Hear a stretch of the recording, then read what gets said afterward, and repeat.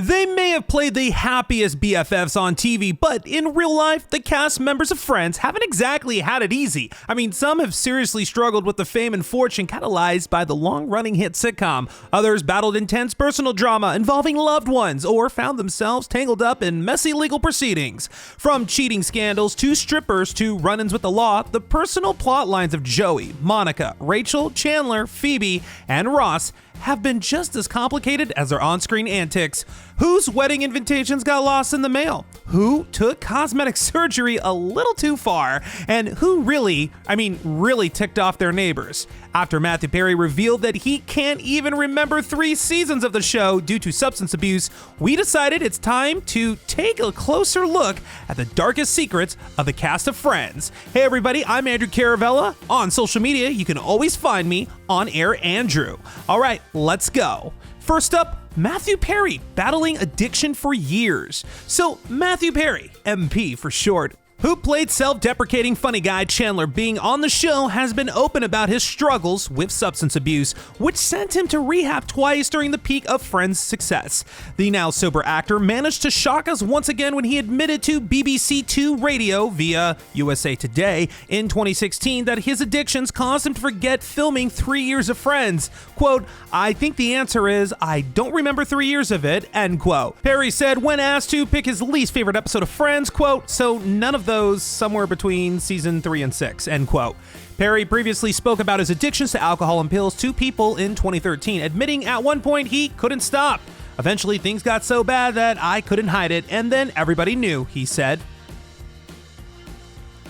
Matt LeBlanc struggled to cope with fame. So in a slightly darker echo of Schwimmer's reaction to fame, LeBlanc also said that he retreated from the spotlight, albeit for admittedly more depressing reasons.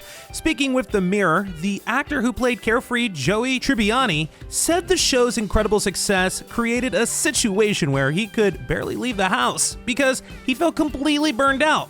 "It was a very dark time," he said. "I almost had a nervous breakdown."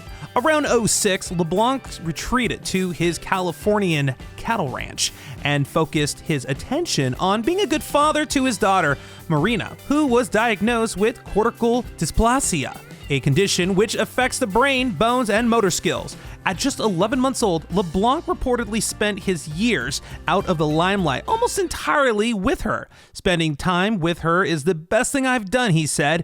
"We have a great bond, and it's the best thing in my life." Thankfully, Marina reportedly outgrew the condition by the time she was 11 and is now perfectly healthy.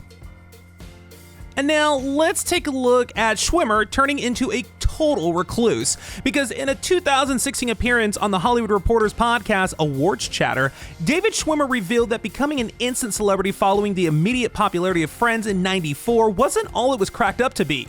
I mean, he literally said it was pretty jarring and it messed with my relationship to other people in a way that took years, I think, for me to adjust to and become comfortable with.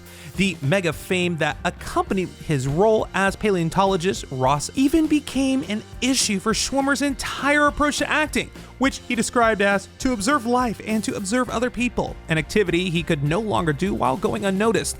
As a result, he found himself wanting to, quote, "hide under a baseball cap and not be seen." I mean, eventually Schwimmer said he found the tricky balance was to vary the roles he chose outside of Friends, as well as to focus on developing his skills behind the camera as a director and founder/producer of the Chicago-based Looking Glass Theater Company.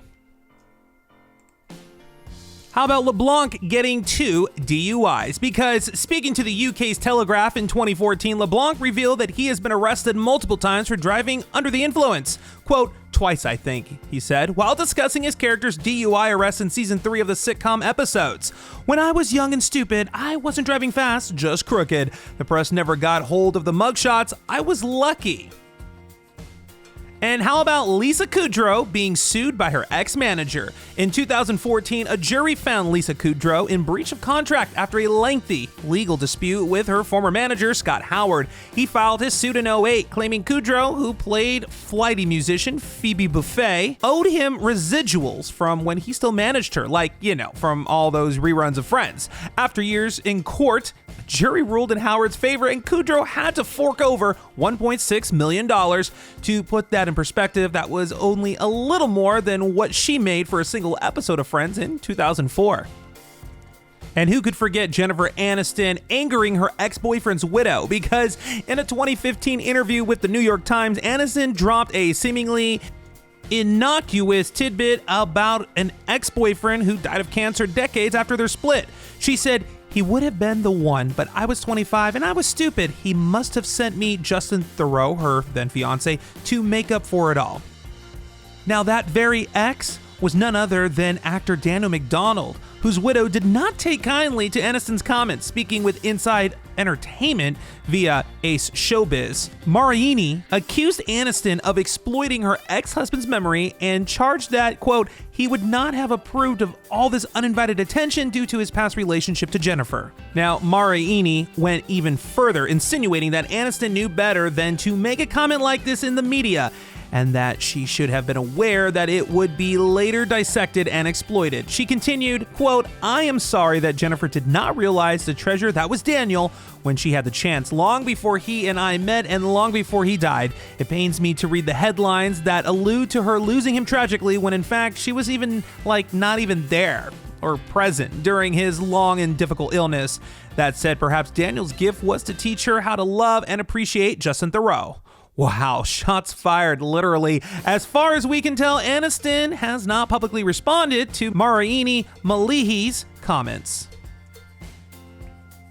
And now let's look at Courteney Cox admitting she went overboard with cosmetic enhancements because, like many celebrities, Courteney Cox, who played perfectionist Monica Geller, is guilty of going a little too far in the pursuit of the so-called, quote, fountain of youth.